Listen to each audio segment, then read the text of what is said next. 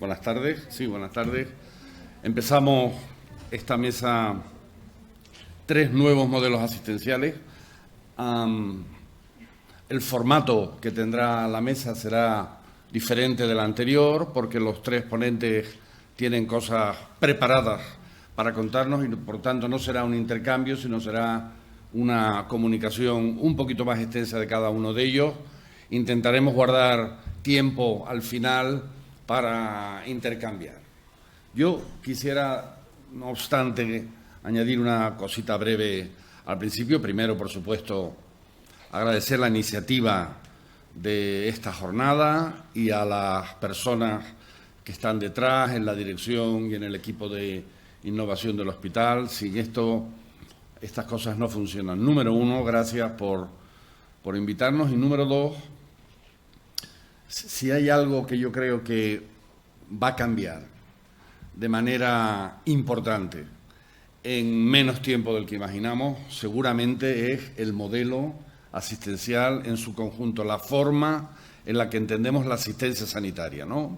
Paradigmas como la presencialidad, paradigmas como la seguridad clínica en directo, paradigmas como el contacto, pueden ser discutidos, van a ser discutidos, están siendo discutidos e incluso superados. De manera que a mí me parece que esta mesa es especialmente interesante por la tangibilidad de las cosas que podemos oír durante la misma. No me enrollo más. Quiero darle la palabra al primer ponente, Alberto Calero, que nos va a hablar de metaverso y gestión virtual de la asistencia sanitaria. Adelante.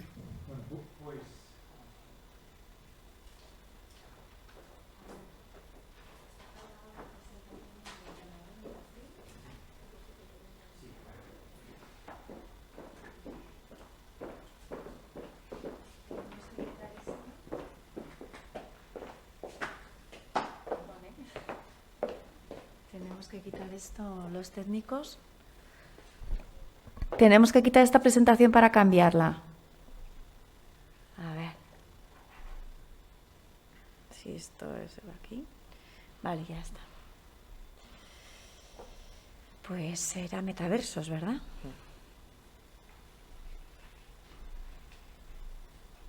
No sé. Creo que ya. La presentación será ahí.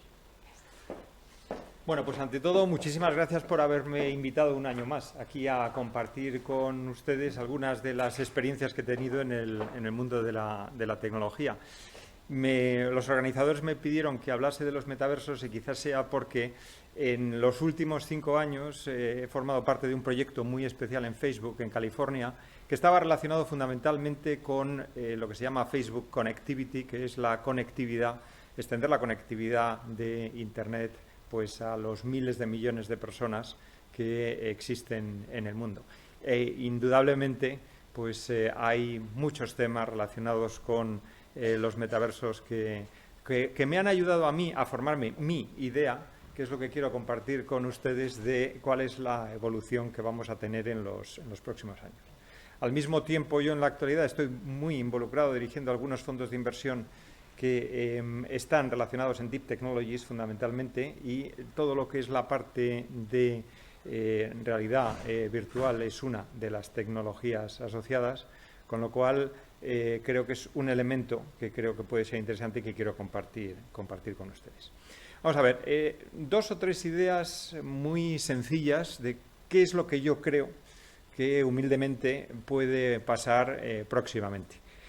Si ustedes recuerdan, en el año 2008 algo sucedió, y lo que sucedió es que Apple introdujo el iPhone.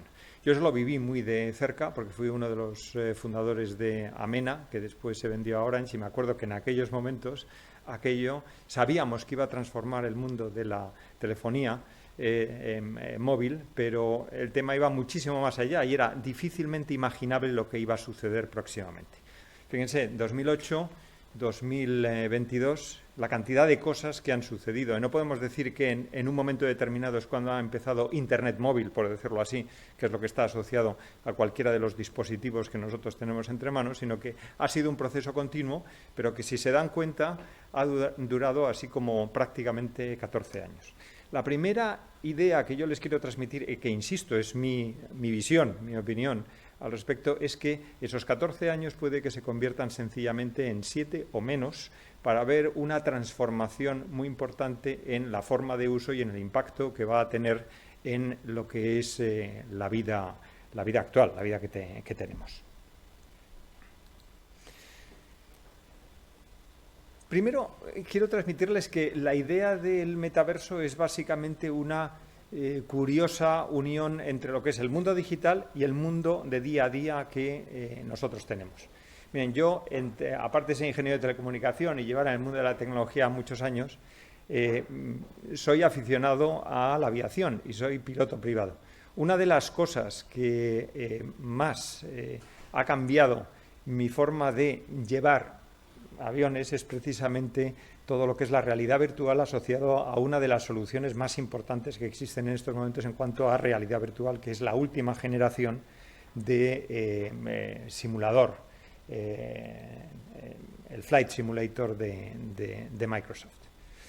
Si se dan cuenta, estas tres imágenes dan una idea del tipo de cosas que estamos viendo ya en diferentes momentos de nuestra vida alrededor de ese metaverso, que en el fondo sería algo así como decir el equivalente a, digamos, Internet móvil, en ese símil que he utilizado al principio. Hay realidad virtual, hay realidad aumentada, con lo cual, si se dan cuenta, son mezclas entre lo que es el mundo normal, el mundo físico que nosotros conocemos y el mundo digital. Lo que quiero comentarles en cuanto a esa experiencia que yo como usuario he tenido en cuanto a lo que es el cómo llevo un avión y qué significa para mí esta realidad virtual, es que en determinados momentos, quizá los más críticos del vuelo, que es cuando uno despega o cuando uno aterriza, realmente el cerebro está viendo patrones, conjuntos de información que es lo que te hace actuar de una forma o de otra. Y muchas veces es prácticamente imposible distinguir lo que es la realidad que estás viendo el avión de lo que has visto en el simulador. Esa especie de mezcla es lo que hace que realmente haya una nueva forma, para mí, en este caso, de llevar algo que es peligroso, porque volar siempre es peligroso, que es ni más ni menos que esa afición que desde hace mucho tiempo tenía. Y aquí ven uno de los elementos en realidad virtual más impactantes que desde 2020 ha sucedido, creando una comunidad de partners industrial importante, pero ya les digo, esa transformación es algo sutil que hace que en un momento determinado y en un momento crítico no sepas muy bien y te da igual, te aprovechas de las ventajas si estás en el mundo físico o en el mundo digital. Hay una popularización en estos momentos del concepto de metaverso y eso es fundamentalmente por una aceleración en determinadas tecnologías. Hay una ventaja en el metaverso y es que se está apoyando en dispositivos como los smartphones que vienen en esta historia que hemos contado del Internet móvil, pero al mismo tiempo hay un gran avance en dispositivos específicos que ayudan a esa realidad virtual. Desde las gafas de realidad virtual, que, por decirles, digamos, una confidencia, yo no las utilizo cuando estoy con mi simulador de vuelo porque no es la sensación que realmente deseo tener, hasta nuevas generaciones que están a punto de venir y que en los próximos 5 años aparecen. Y todos los grandes fabricantes de tecnología e Internet están y tienen sus proyectos asociados a dispositivos que ya no son tan, digamos, armatostes como podrían ser las gafas de realidad virtual, sino más sencillas, como gafas normales donde estás introduciendo realmente los elementos digitales para hacer que puedas introducir información extra, digamos, en una realidad aumentada o incluso tan real que pueda ser como una realidad realmente extendida donde se mezclan cosas que, aunque sean digitales, son difícilmente distinguibles de lo que es la realidad. Pero fíjense, hay otro tema mucho más importante que está asociado a la evolución de los metaversos y que está básicamente en el comportamiento de nuestro cerebro cuando recibe información del entorno. Es decir, desde hace mucho tiempo el cambio de percepción cognitivo que tiene el cerebro y la evolución que tiene es algo que se ha venido estudiando y que está directamente asociado fundamentalmente a cambiar los espacios de referencia, por decirlo así. Yo puedo estar viendo un montón de personas que hay aquí en esta audiencia, pero de repente aquí veo que hay una mancha y ahí hay otra mancha, con lo cual hay dos grupos separados. Si yo empiezo a ver en términos de esos dos grupos separados, de esos dos patrones, en lugar de con cada una de las personas, estoy viendo de una manera diferente, digamos, el entorno que yo tengo. Esa evolución es lo que hace que en muchos casos la percepción que se tiene del mundo sea diferente. Yo, por ejemplo, cuando estoy volando, lo que está sucediendo es que yo estoy viendo una percepción de un conjunto de patrones, pero no estoy viendo instrumento uno a uno, ni tengo que estar mirando dentro de la cabina. Sucede que la inteligencia artificial y específicamente el machine learning, una de las cosas especiales que pueden hacer es casi de una forma automática autoprogramarse para identificar patrones, creando una especie de lenguaje a un nivel superior mucho más potente precisamente para identificar esa realidad. Fíjense, en esta transparencia hay algo, y me voy al segundo punto que es muy importante, que es el de las Deep Technologies. En estos momentos se está produciendo un giro en muchas de las organizaciones de Venture Capital para pasar de una innovación, digamos, gradual, por decirlo así, o una innovación parcial, a fijarse en aquellos elementos científicos que tienen ya un primer resultado y que pueden realmente transformar prácticamente toda una industria o toda una situación. No sé si ustedes habrán visto películas, como no, de la Segunda Guerra Mundial, pues saben perfectamente lo que supuso para el Reino Unido el tener una tecnología radar y lo que eso supuso, por ejemplo, en la batalla de Inglaterra. Ese tipo de tecnologías rompedoras es lo que en estos momentos se está buscando profundamente como elemento a la hora de hacer inversiones.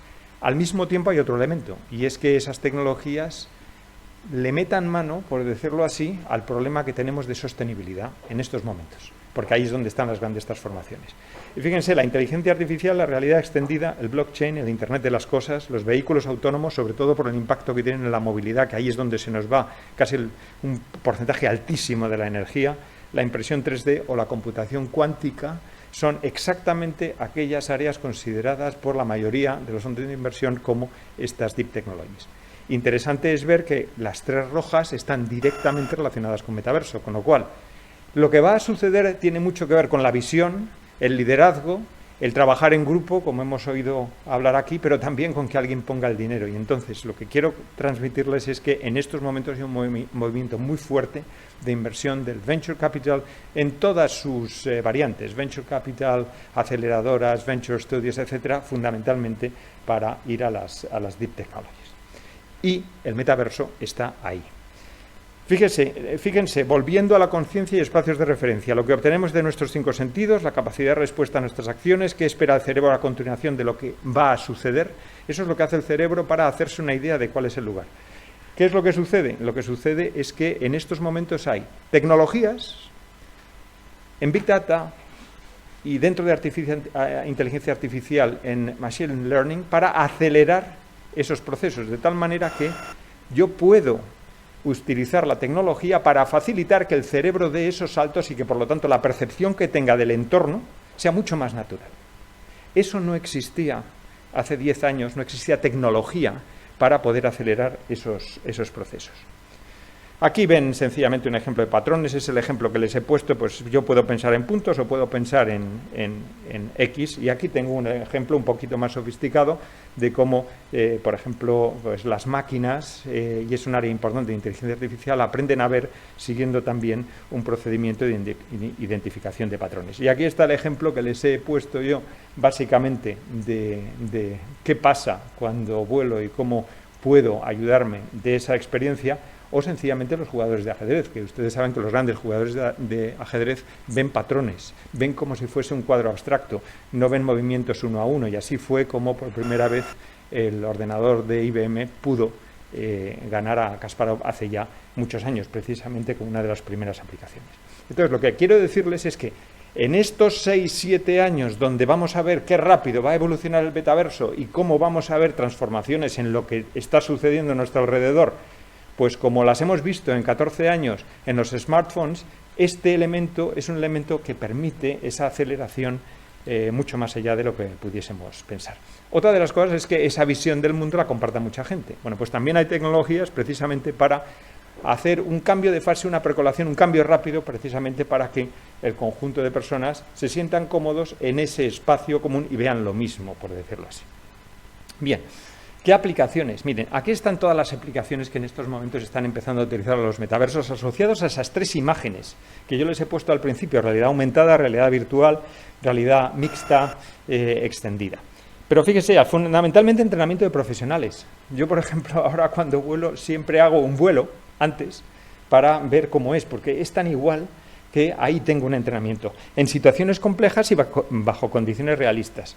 Es fácil imaginar en el entorno hospitalario, que es precisamente donde se están produciendo precisamente esos entrenamientos previos, como por ejemplo en todo lo que es la parte de rehabilitación de enfermedades, planificación neurológicas, planificación, ejecución de operaciones, todo lo que es la parte de cateterismo. Les he puesto aquí al final, abajo, uno de los varios artículos que hay donde se hace una enumeración específica de cómo se están aplicando esos diferentes elementos de, digamos, pilares del metaverso, precisamente para ayudar en esa evolución y dentro del sector hospitalario.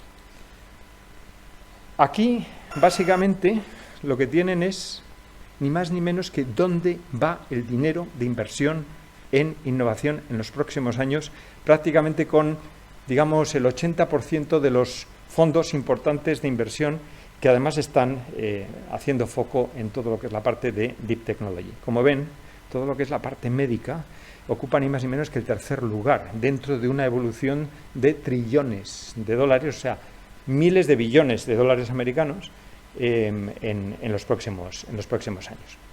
¿Qué les puedo decir? Pues lo que les puedo decir es que mi visión es que vamos a tener una situación con un impacto parecido al impacto que ha tenido el Internet móvil, la telefonía móvil, en los próximos 5 años, 6 años, por los dispositivos que se introducen y sobre todo por los avances de inteligencia artificial específicos y de Big Data asociados al tema de ciencia de las redes para, digamos, extender y acelerar todo el proceso de incorporación de Big Data. Y eso es lo que les quería comentar. Es sencillamente mi humilde visión basada en lo que he visto en estos años, en lo que he trabajado directamente en estos años y lo que estoy haciendo en estos momentos en cuanto a los fondos de inversión en Deep Technology.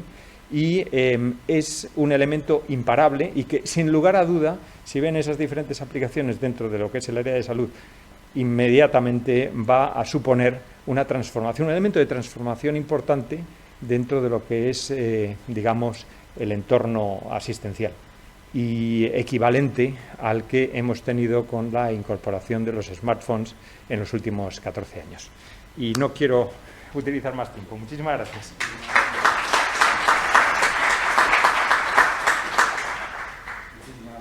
Muchísimas gracias. Damos paso al siguiente ponente, María José Fajardo Vallés. ¿Cómo se adaptará el sistema a estos cambios? A ver cómo salimos de aquí el script este. Espera, compartir. María José. Puede ser esta la tuya, yo creo. ¿Qué pone? Modelos, papel y evaluación. Sí. Está un poco juntos. Oye, ¿y puedes poner esto para ver con lo que me queda de tiempo? Ah, sí. No, ¿Ponemos el sí, chat? sí. Vale. Ahí está.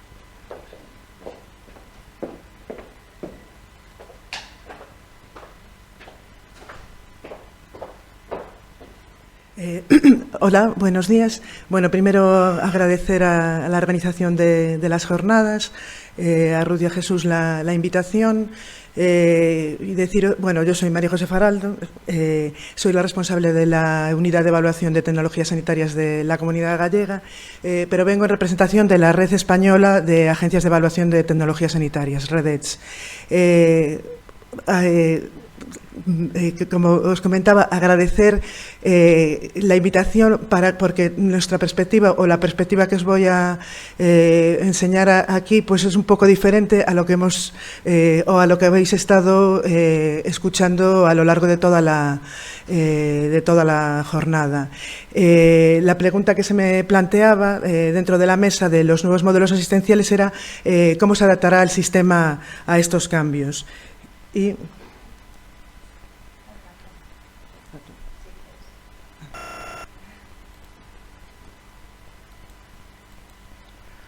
pues empiezo la presentación respondiendo a la pregunta, porque, bueno, con el conflicto de interés ya declarado de ser la representante de la Red Española de Evaluación de Tecnologías Sanitarias, pero realmente entendiendo la adaptación del sistema en términos de cómo vamos a decidir qué innovaciones o qué tecnologías son las que merece la pena, porque son las que añaden valor, que eso se ha comentado ya en otras mesas. ¿Cómo vamos a decidir cuáles son las innovaciones que vamos a incorporar al sistema, entendiendo el sistema como sistema sanitario en su globalidad?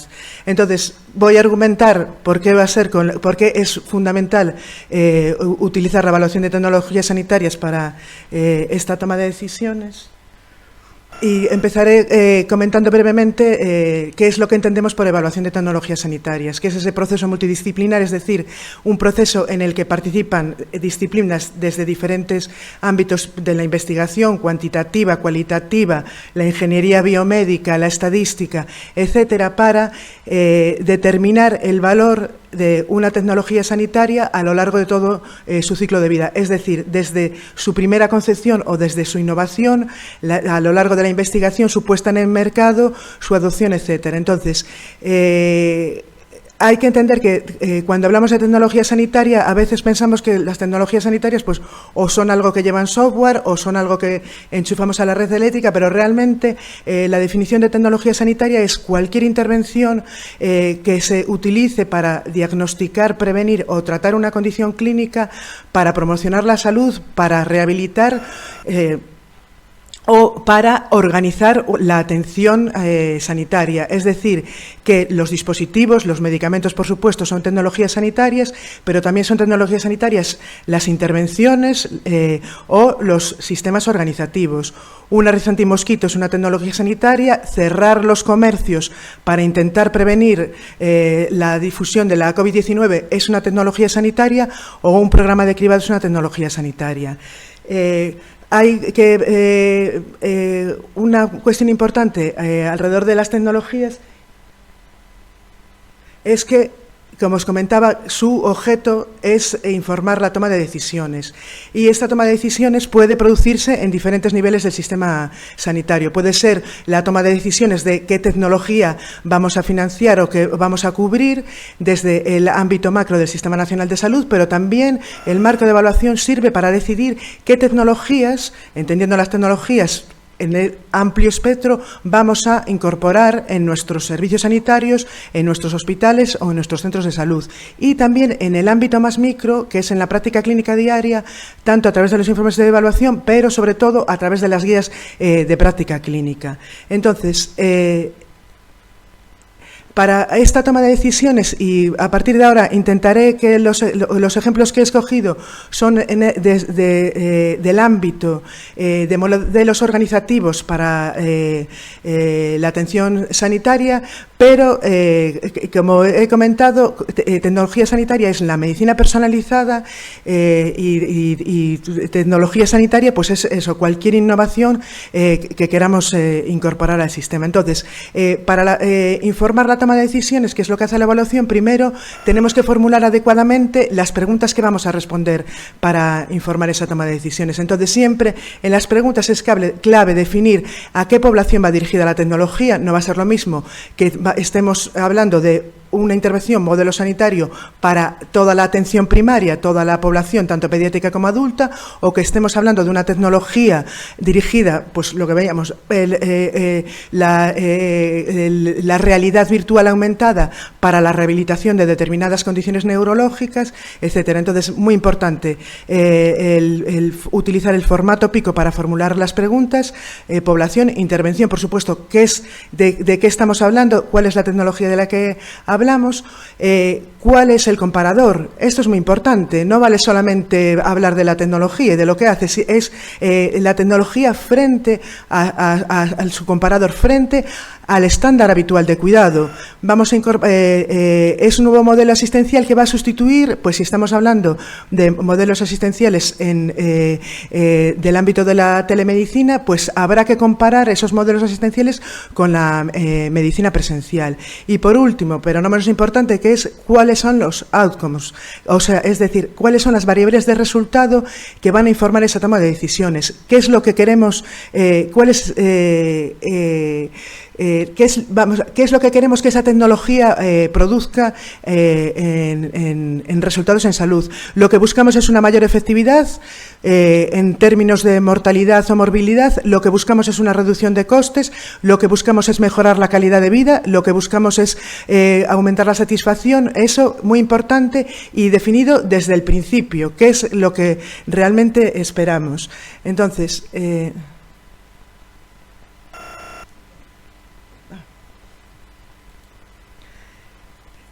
os traigo aquí un ejemplo de un informe de la agencia gallega, de Avaliate, de modelos asistenciales. Estos son modelos asistenciales clásicos en presencial, pero era un informe que comparaba un modelo organizativo precoz para la atención paliativa frente al modelo estándar de cuidados. Entonces, se definía bien la población eran enfermos oncológicos con un diagnóstico de enfermedad oncológica avanzada, es decir, no era toda la población que tiene un diagnóstico de enfermedad avanzada, era solamente para esa población de pacientes. Y después ya veis ahí donde se define la intervención, todo ese párrafo que va especificando exactamente cuál es la intervención que vamos a evaluar, para que después, cuando busquemos la información y comparemos, tengamos claros realmente qué es lo que estamos evaluando y qué es lo que vamos a informar. Tenéis ahí también el ejemplo de las variables de resultado que se utilizaron en ese informe de evaluación.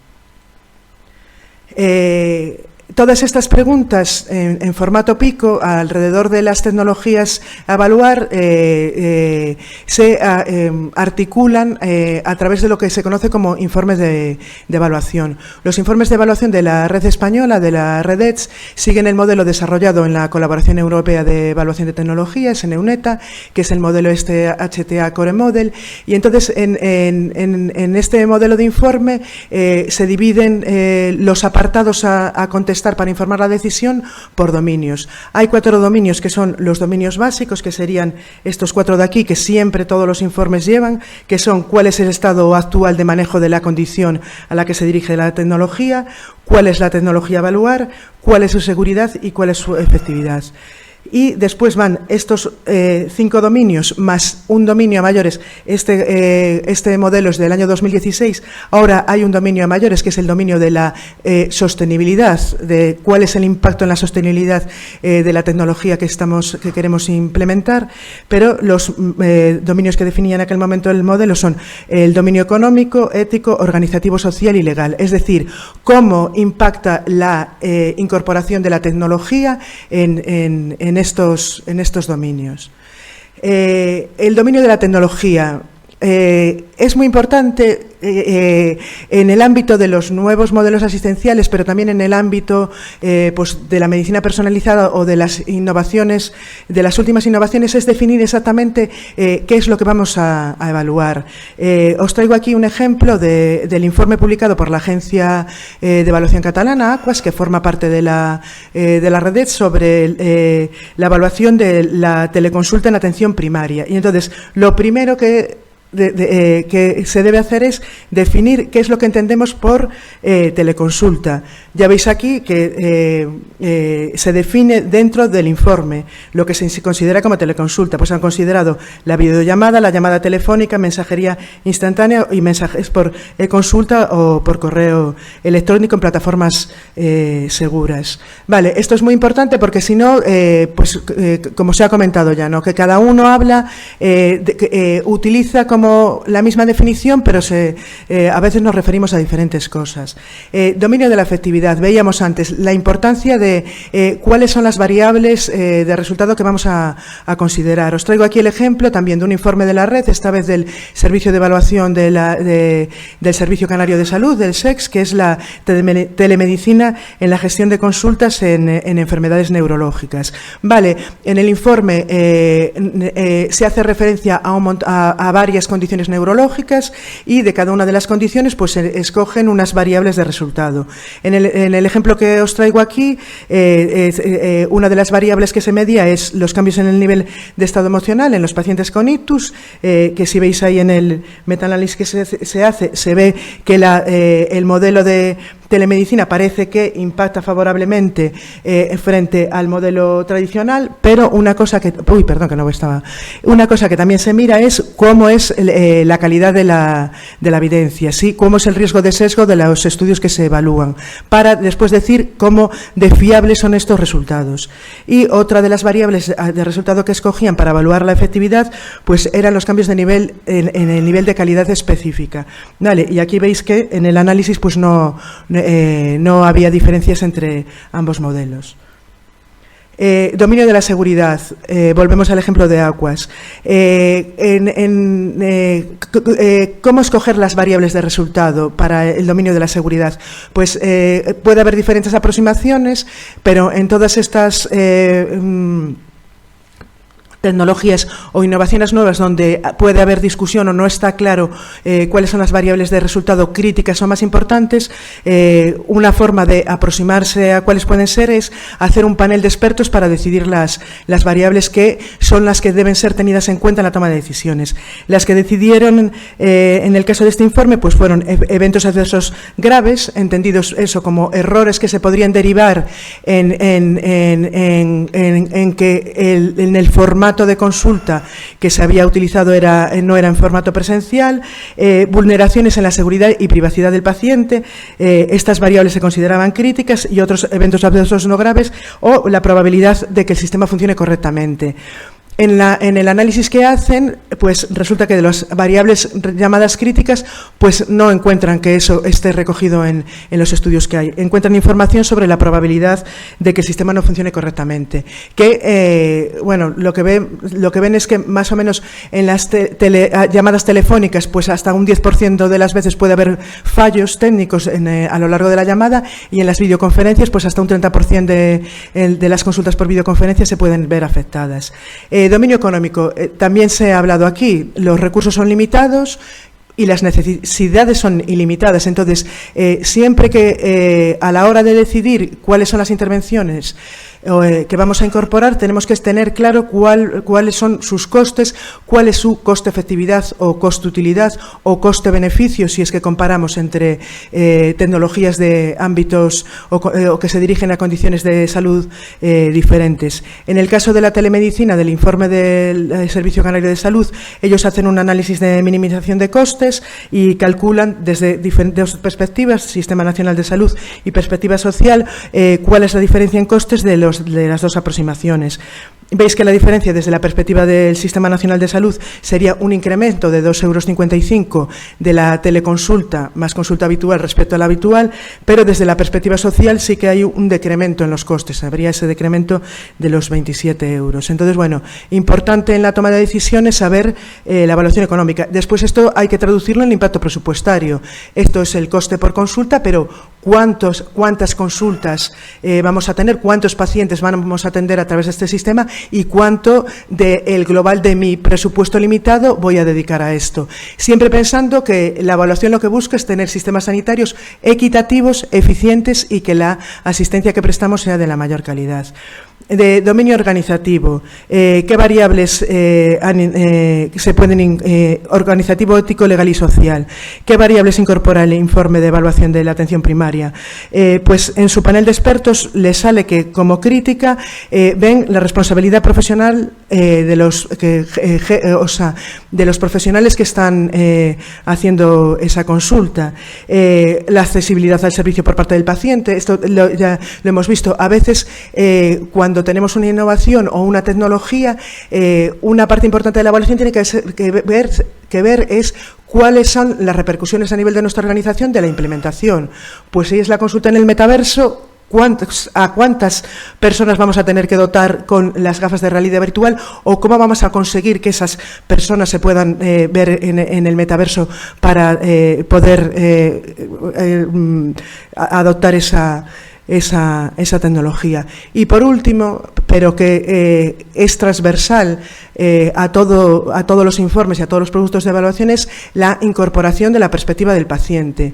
En la definición de las variables de resultado que vamos a considerar para decidir si la incorporamos o no, habitualmente se listaba una serie de variables que consideraba la agencia de evaluación y se sometían un poco a revisión por parte de las sociedades científicas que participaban en los informes. Desde hace aproximadamente una década, la red nuestra incorpora la perspectiva del paciente desde la fase del protocolo y desde diferentes puntos de vista, tanto desde la revisión cualitativa de la evidencia como desde la participación directa, como es en el ejemplo que os traigo aquí, donde es a través de una encuesta que se hace a familias de la Asociación de afectados por el síndrome de hiperplasia suprarrenal congénita, de cuáles son las variables o cuáles son los beneficios o perjuicios que ellos le ven a la posibilidad de incorporar este cribado al programa de cribados neonatales del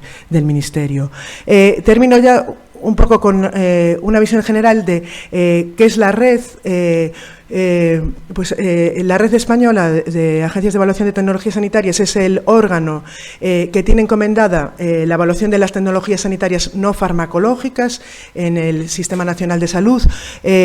Aquí España tiene un marco normativo que contempla que todas las intervenciones que se realicen o que se desarrollen dentro del Sistema Nacional de Salud hayan demostrado su efectividad y seguridad, y para ello pues dispone el órgano de la red. Esta red se complementa con el Revalmed y con la Agencia Española de Medicamento, que son los que harían la evaluación de los medicamentos, que serían las otras tecnologías sanitarias. Y pues nada más. Quedo para las preguntas y perdonad por la tardanza. Muchas gracias.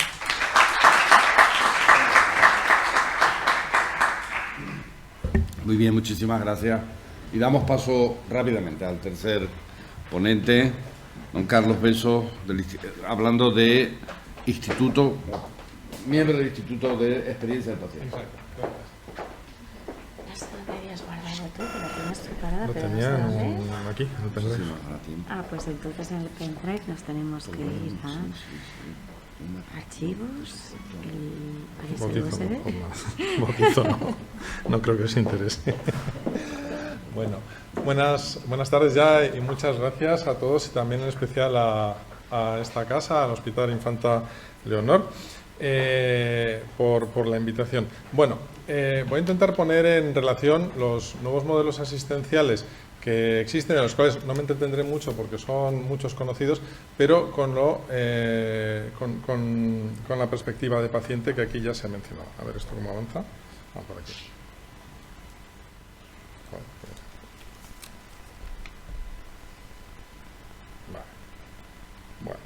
Bueno, pues dentro de los modelos asistenciales hay muchísimos. Tenemos la sanidad basada en el valor, que es un paradigma que viene de Estados Unidos y que tiene que ver con cambiar en el mundo privado el concepto de pago por acto médico, por pago por valor, pero que aquí en la sanidad pública también tiene obviamente perdón por la redundancia, valor, en el sentido de que estamos trabajando con el dinero de los contribuyentes y tenemos que ver no solo cómo nos gastamos los presupuestos, sino qué retorno nos están dando social y de resultado para el paciente, ¿no? Tenemos unos modelos de los que ya se han hablado, donde el hospital va cambiando su papel y empezamos a hablar de hospitalización a domicilio, de medicina fuera del hospital. También hay modelos muy interesantes, una organización holandesa, nunca retengo el nombre, de enfermeras que se llama Bursorg o algo así. Muy interesante, donde las enfermeras realizan bastante no solo del cuidado, sino de la atención que podríamos considerar médica, y la realizan también fuera del hospital en muchas ocasiones. Tenemos la salud digital, en la que estamos hablando, y la salud digital, se ha dicho al principio, creo que fue el representante de FENIN, no solo es software y hardware, tiene que ver mucho con innovación en procesos, con innovación organizativa, y sabemos de muchos sitios donde se implantan proyectos digitales y no está cambiando. El otro día tuvimos un ejemplo en Cataluña, no están cambiando los procesos, no están cambiando las organizaciones, generando más ineficiencias de las que se debían solucionar, ¿no? Y luego una cosa que no es tan nueva es el tema de atención integrada, pero que desde luego es bastante necesaria y todavía tiene muchos campos de desarrollo. Y modelos asistenciales, pues seguro que hay más trabajándose ahora mismo, pero estos serían como los principales. ¿Qué tienen en común todos estos modelos? Tenemos que el centro del cuidado se desplaza del hospital o del centro de salud afuera del centro de salud, generalmente el hogar. Que tenemos nuevos actores trabajando en estos modelos, empresas tecnológicas. Estamos viendo cómo se tiene que evaluar, cómo hay que evaluar la efectividad de manera diferente que en el ensayo clínico, etcétera. Nuevos protagonismos, por ejemplo, el papel de enfermería puede variar en un modelo no tan centrado en hospital, y también se cuestiona la manera de financiar, que es más lo que está haciendo el tema de sanidad basada en el valor, pero hablábamos de sostenibilidad. El modelo actual, a largo plazo, tal y como está creado en el siglo XX, no es sostenible ante unas cronicidades que aumentan y aumentan y aumentan, ¿no? Entonces, ¿y cuál es el papel del paciente en todo esto? Bueno, el paciente es muy importante, no solo porque trabajamos para el paciente, obviamente. El paciente es importante porque, fijaos que en tecnología sanitaria hay un dato, que entre el 70 y el 90% de los proyectos de tecnología sanitaria tiende al fracaso. Que cuando trabajamos con los usuarios, normalmente los pacientes, pero también los profesionales de la salud, la aceptación de esa tecnología sube en un 40%. Y además tenemos un ratio propio, aparte de que lo marca la literatura, que en un proyecto de tecnología sanitaria la inversión que necesitas para involucrar al paciente es del 2%, entre el 1 y el 2% del valor de ese proyecto, o de la inversión que estás realizando. Es decir, la rentabilidad es brutal para todo lo que es un cambio de tecnología, y lo mismo aplica en realidad cuando tienes que hacer cambios en protocolos, cambios organizativos, y ahora veremos algunos ejemplos. ¿Y cómo nos estamos acercando al paciente? Pues hay varias vías, ¿no? Tenemos lo que yo llamaría pacientismo ilustrado, todo el paciente para el paciente, pero sin el paciente. Y aquí un ejemplo, por ejemplo, cuando hacemos formación en experiencia de paciente, nos lo piden los hospitales, normalmente, ahora ya decimos que por favor inviten a algunos pacientes, pero al principio no era así. Y entonces decías, bueno, vamos a hacer un mapa de experiencia, por ejemplo, de oncología. ¿Qué creéis? Y hacemos un roleplay. Vosotros los pacientes, vosotros los médicos, vosotros las enfermeras. ¿Qué creéis que necesita el paciente? Pues necesita información, necesita comunicación, necesita saber lo que le va a pasar. Hasta ahí muy bien. Y cuando preguntas y dices, ¿y si a ti te diagnosticaran cáncer? ¿Qué necesitas? Mi familia, mi vida personal, cuánto tiempo me queda. Es decir, esa información es muy importante, porque ese cambio de perspectiva, con lo cual lo del pacientismo ilustrado está muy bien, sabemos mucho sobre los pacientes, pero es muy difícil ponernos en sus zapatos. Y esto nos lleva a otro punto de lo que es la experiencia del paciente, y que ahora lo trabajaremos un poquito más cuando veamos cómo se aplica a cambios de modelo. La experiencia del paciente, no solo lo que yo vivo como paciente, en relación a la relación con el hospital, el sistema sanitario, mi patología, etcétera, es un conocimiento muy importante, que si lo podemos capturar, y por eso bajan los ratios de fracaso en tecnología sanitaria, podemos mejorar claramente los diseños tecnológicos, podemos co-crear, como decía antes la doctora Miquel, podemos mejorar los protocolos, podemos cambiar incluso las preguntas de investigación en el diseño de fármacos, ¿no? Luego, otra manera de aproximarse al paciente, pues muchas veces oímos, bueno, ya hemos incluido alguna asociación en este proyecto, o ya hemos hecho un focus group. Eso es una manera no profesional de incorporar la experiencia de paciente y ese conocimiento de los pacientes. Está bien trabajar con asociaciones, por supuesto, y veréis que en rojo abajo pone algo sobre el diálogo que ahora lo explicaré. Pero hemos metido una asociación para que nos den su opinión, es una cosa, desde el punto de vista científico y cualitativo, insuficiente. Hemos hecho algunos focus group. ¿Qué focus group? ¿Para qué? ¿Con quién? ¿Con qué segmentos? Eso hay que hacerlo de manera profesional. Entonces, en rojo señaló dos caminos. Uno ya es conocido, que es el diálogo, he puesto entre comillas político, con las asociaciones. ¿Por qué político? Porque las asociaciones cumplen muchas funciones, por ejemplo, ayudar a sus propios asociados, formarlos, darles cuidado, etcétera, pero también cumplen un papel de representación y de interlocución política con la gerencia de un hospital, con una consejería, con la ministra de Sanidad, etcétera, etcétera, etcétera. Cuando hablamos de cambiar de modelos asistenciales, este es el nivel macro. Y ahí las asociaciones de pacientes juegan un papel que ya es de sobra conocido, pero hay un nivel meso y micro, que es en el que me quiero centrar hoy, que es cómo involucramos a los pacientes en las soluciones, en los diseños, etcétera.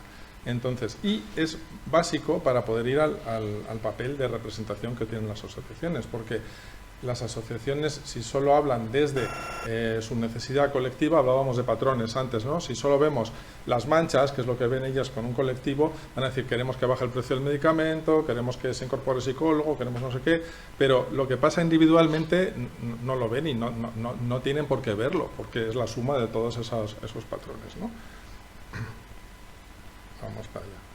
Bueno, ¿cómo hacemos esto? En primer lugar, antes de entrar cómo lo hacemos, quería resaltar que hay muchísima evidencia científica de que trabajar con los pacientes, trabajar desde la experiencia de paciente como conocimiento y con participación, por supuesto, tiene un impacto en salud claro y directo. Tiene un impacto en mejora de adherencia, en calidad de vida, por supuesto, sobre todo en cronicidades, mejora la relación médico-paciente. Es mucho más fácil cambiar estilos de vida si podemos hacer una prescripción centrada en paciente, desde lo que necesitamos el paciente, desde, no, es que como no dejes de fumar te vas a morir, ¿no? Y también hay evidencia, pero mucha menos, por esto no la he incluido, de que hay un impacto en costes. La evidencia es fundamentalmente estadounidense y, por tanto, se aplica a un modelo que no es el que tenemos aquí, ¿no?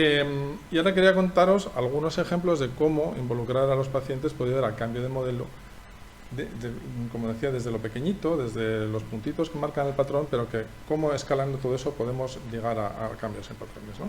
Un proyecto que es aquí paradigmático es Expaderm, que nace de este hospital, de la directora de continuidad asistencial Luce Ramírez y el doctor de la Cueva, que creo que está aquí, lo he visto antes en el café. Entonces, bueno, aquí trabajamos con pacientes de dermatitis atópica y pacientes de psoriasis, ¿no?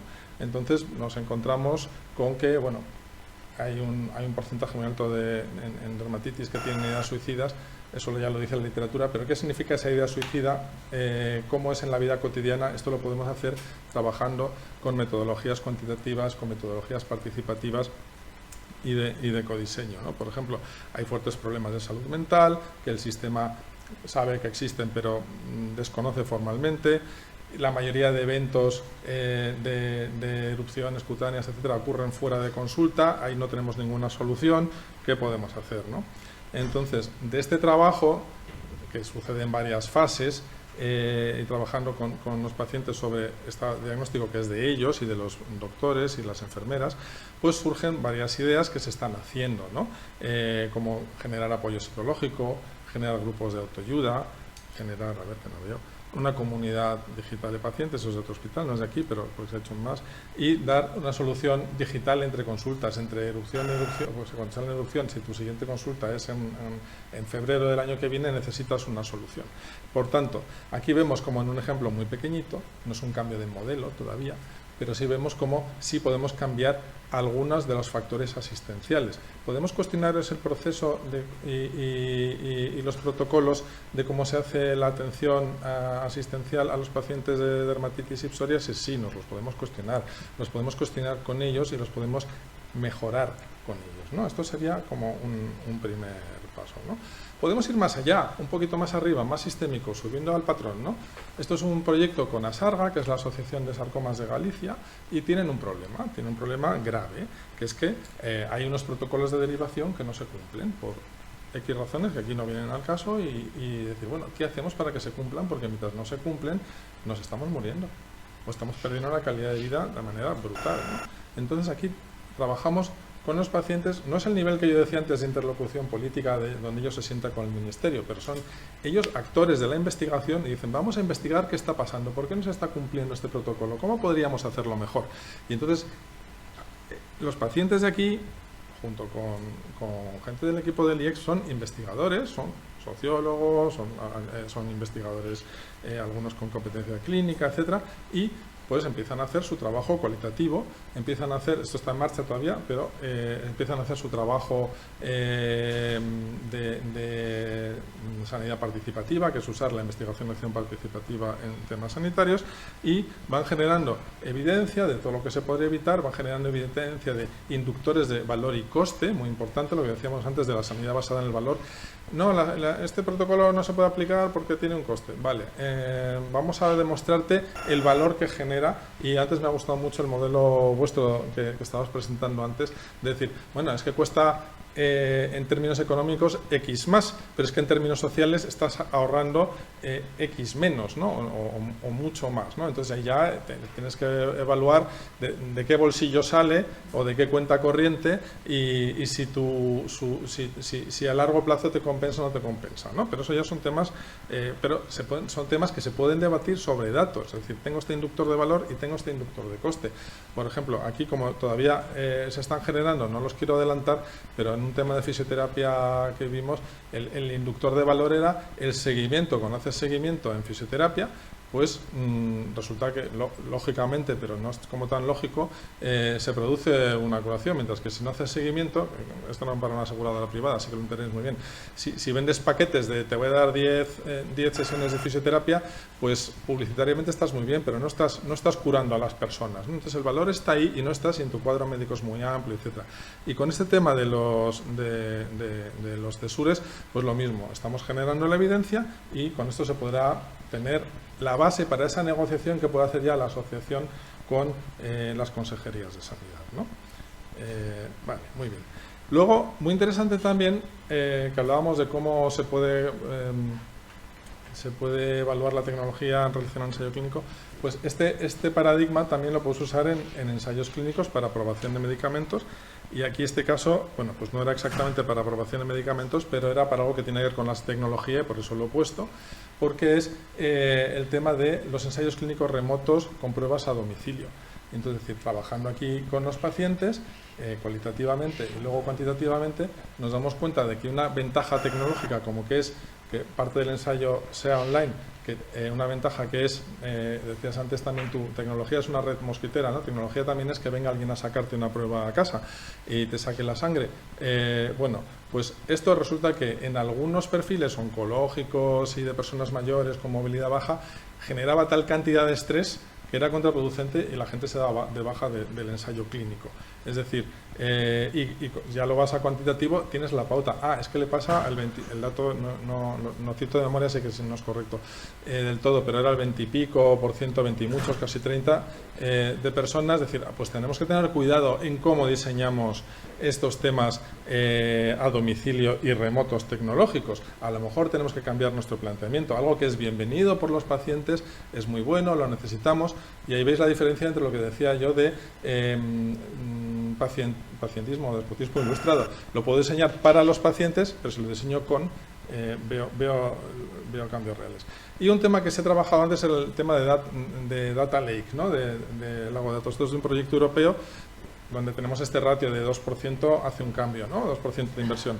Aquí quedaba muy claro, había una preocupación muy grande, es un proyecto para usar los datos de los pacientes por parte de los propios pacientes para autogestionar su salud en diabetes, EPOC, y eran como 5 patologías más, alguna de salud mental.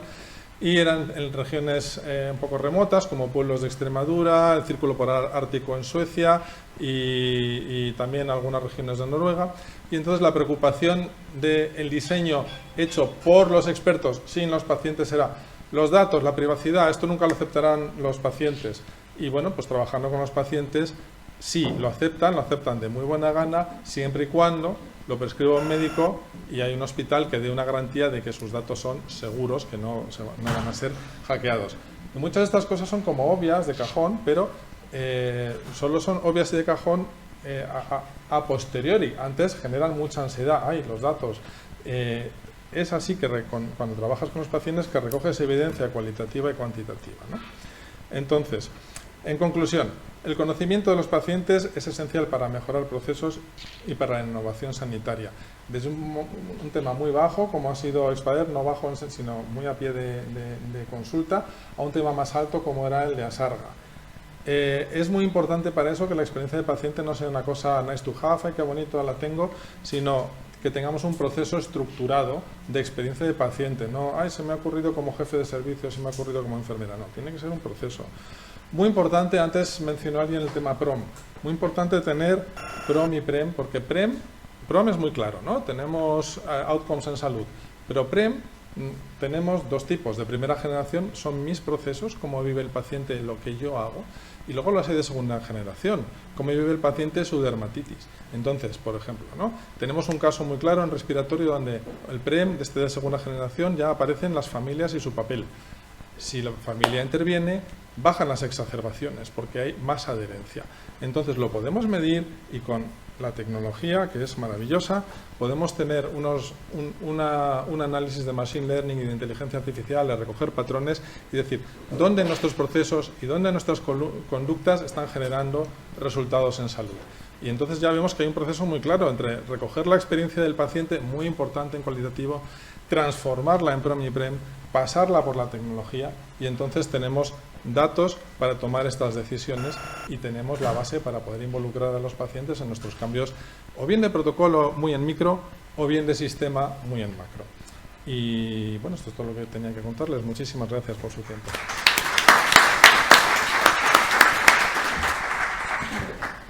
Bueno, vamos un poquito corriendo fuera de tiempo, con lo que, si os parece, yo voy a lanzar 3 preguntas, una para cada uno de los ponentes. Os agradecería si las podéis contestar en 2 minutos y no mucho más, y así no le pisamos el terreno a la siguiente ponencia. La primera, sobre metaverso, me ha encantado, la verdad es que es un tema que me apasiona. Yo quería preguntarte, vamos a ver, hemos visto, estamos viendo incluso algunas aplicaciones y algunas que yo creo que las podemos prever, ¿no? El training de profesionales, por ejemplo, en cirugía robótica, yo creo que no va a tardar mucho.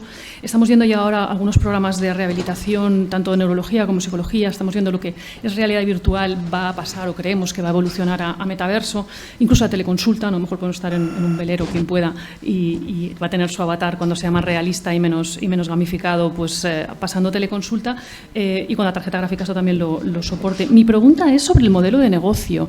Es decir, para introducir todo esto en el Sistema Nacional de Salud, por lo menos hay que comprar gadgets, y además de comprar gadgets, creo que hay que comprar un equipamiento que sea capaz de soportar pues la cantidad de consumo, sobre todo de datos, que requiere este modelo. Entonces, mi pregunta es, ¿vamos a necesitar una mayor inversión en el Sistema Nacional de Salud en su conjunto? ¿Esto va a venir algo que van a incorporar los proveedores de tecnología sanitaria o incluso de farmacia, de producto farmacéutico, como un valor añadido para, por ejemplo, controlar la adherencia? ¿O va a sustituir o va a complementar las terapias de una manera que lleva a una mayor eficiencia? Es decir, ¿cómo va a introducirse esto desde el punto de vista de modelo de negocio? Mira, yo lo que te comentaría ahí... Sí. Lo que te comentaría es que el ejemplo que yo he escogido de comparar con estos dispositivos que tenemos desde hace 14 años está hecho a posta. Es decir, una de las grandes ventajas de esta tecnología es que es masiva y entonces eso tiene una influencia en los precios especialmente importante.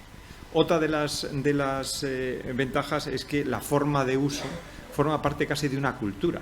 Y por lo tanto, digamos, es mucho más fácil la introducción dentro de cualquier entorno. Me da igual que sea un fabricante de aviones, que sea un hospital. ¿Por qué? Porque ya viene, digamos, como algo natural. Es decir, cuando vemos por la calle que todo el mundo lleva un smartphone y que el tiempo que están dedicando de una forma natural a mirarlo, verlo, hacer, deshacer, o por ejemplo la caída de WhatsApp de esta mañana, bueno, pues y te das cuenta de, joroba, ¿y ahora qué voy a hacer? Porque si tengo que llamar, tengo que hacer. Es decir, lo que yo veo es que es un proceso natural masivo, eso tiene una influencia en coste y tiene una influencia en la forma de utilizar estos dispositivos, la naturalidad y la educación, que en este caso, teniendo en cuenta el tema de los pacientes, es importante porque nos encontramos con tecnologías que de alguna manera ellos a lo mejor las están viendo en un tratamiento en un hospital para una patología que ellos tienen, pero es que las están viendo en otro lugar, a lo mejor en relación con ocio, en relación con turismo, en relación con aprendizaje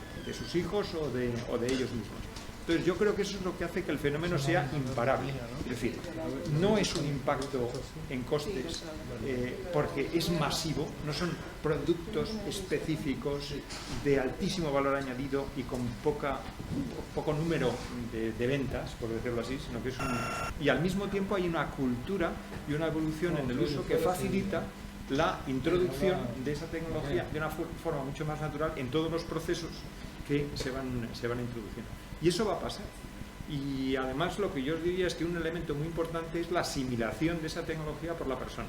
Cuando he puesto el ejemplo de cómo nosotros desde que nacemos estamos evolucionando en un metaverso y nuestro mundo es diferente, tan diferente como que si desaparece WhatsApp, ya mi día o mi mañana puede ser un poco diferente. Entonces, ¿qué es lo que sucede? Que hay mecanismos tecnológicos que actúan para facilitar ese paso a ese nuevo modelo de percepción del entorno que hay, pero concretísimo. Es decir, están relacionadas con todo lo que es la parte de Big Data, específicamente ciencia de las redes, procesos de percolación, que es de cambio de fase, básicamente. El cambio de fase es como cuando de repente estamos en una autopista y empezamos a tener atascos tipos acordeón. Esos son cambios de fase entre, digamos, dos estados claramente diferenciados. Pues ese cambio de fase, que es lo que hace que todo el mundo acepte esa tecnología, eso hay tecnologías para manejarlo, exactamente igual que hay tecnologías para facilitar el tipo de patrones que tu cerebro puede realmente acomodarse a ellos, y eso está directamente relacionado con una parte de Deep Learning, que es una de las partes más importantes de la inteligencia artificial. Fíjense, en tecnología, ustedes recordarán que hay dos cosas que hacemos muy mal: almacenar energía y hacer el software. Parece que se le está ya dando solución a una, que es hacer el software, y lo que hemos decidido es que sean las máquinas las que se programen a sí mismas. Eso es un poco el tema. Y entonces, esa cantidad masiva de pruebas, resultados, de analogías, es lo que se transmite a este proceso. Con lo cual, ¿qué es lo que yo veo? Lo que yo veo es un proceso equivalente al del Internet móvil, en la mitad o menos de tiempo. Y además, no podemos decir que en un momento determinado, cuando empieza el metaverso, y antes había y antes no había. Es un proceso natural, pero que ha cambiado nuestras vidas. Con lo cual, no creo yo que el tema vaya a ser muy caro, porque todos lo vamos a estar pagando indirectamente, porque son dispositivos que no son específicamente para un sector, no son específicamente, digamos, hechos ex profeso para una solución limitada, sino que es algo masivo y que extrapola a diferentes áreas. Fenomenal, mil gracias. Bueno, esto nos creará un problema probablemente de seguridad de datos y de ciberseguridad, ¿no? Claro, en nuestros propios dispositivos como ciudadanos, pero tendremos que ser más cautos en la utilización. Una pregunta para María José, también rapidita. En la evaluación, por ejemplo, de las tecnologías sanitarias, las Digital Therapeutics, me ha sorprendido una de las slides que tenías. Soy jurista, perdón, no me he presentado, soy abogado, pero me dedico exclusivamente al sector sanitario, farmacéutico y biotecnológico, en que ponías que el nivel de cobertura legal puntuaba muy bajo, ¿no? Un 6, creo recordar, frente a los demás que puntuaban 8 y 7. ¿Tú crees que necesitamos un cambio de regulatoria para introducir de forma más efectiva y rápida las tecnologías, pues especialmente las terapias digitales? Y en caso afirmativo, ¿tú crees que podemos ir haciendo algo mientras tanto, mientras nuestro legislador no se pone las pilas en ello?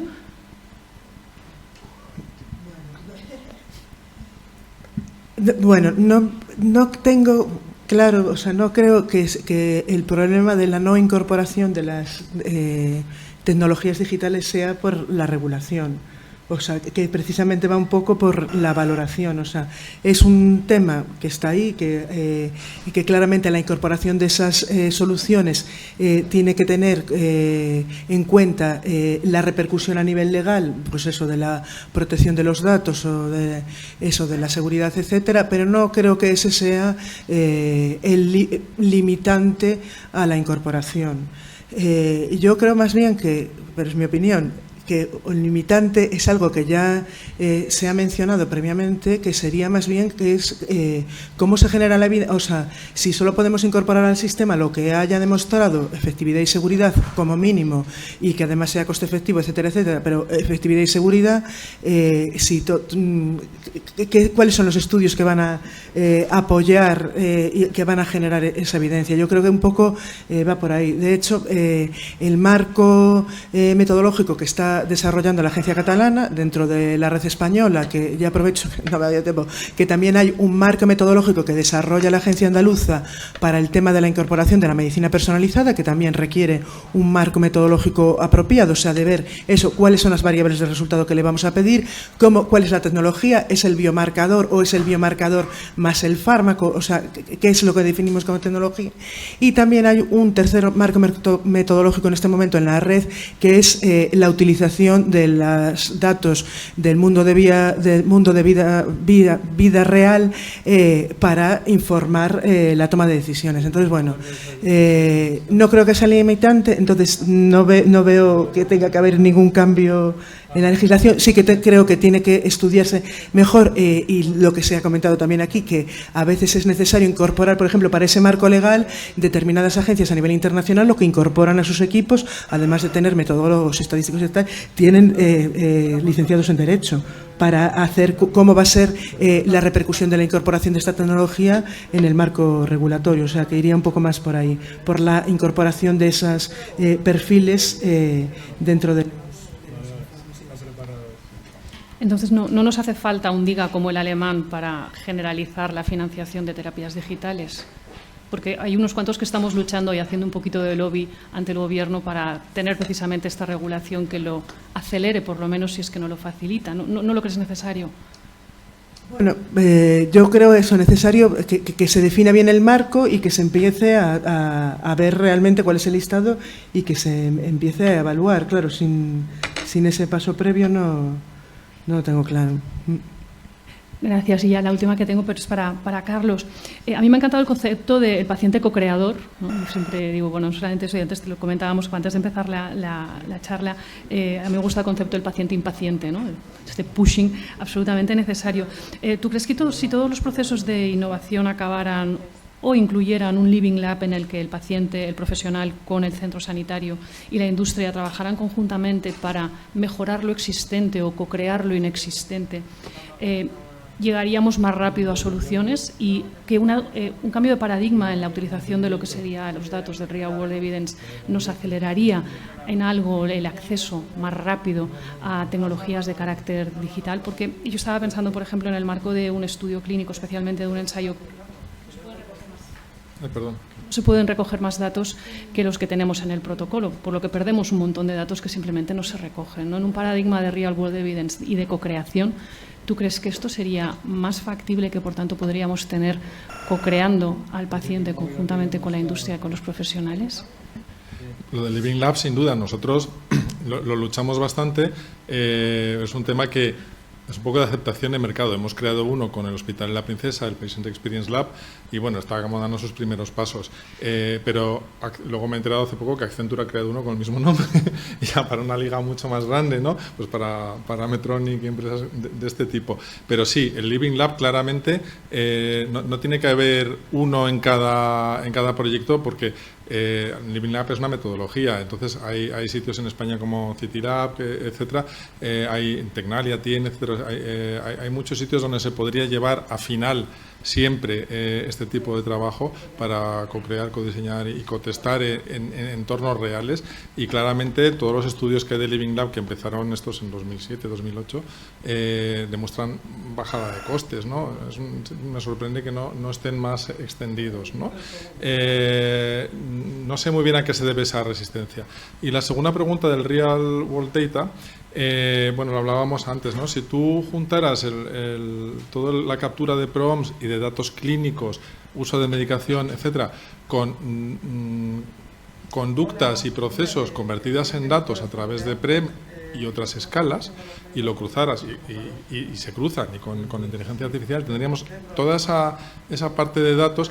Y yo recuerdo no diré la farmacéutica, pero la primera vez que trabajamos con una grandísima, los médicos estaban, si es que antes usábamos solo datos poblacionales, entonces vemos un número, pero ahora vemos qué hacen las personas. No solo vemos lo que significa, como lo decía antes, que es cáncer para ti si eres médico, o cáncer para ti si eres paciente, sino ahora vemos lo que hacen las personas y cómo eso interacciona y correlaciona con los resultados en salud, ¿no?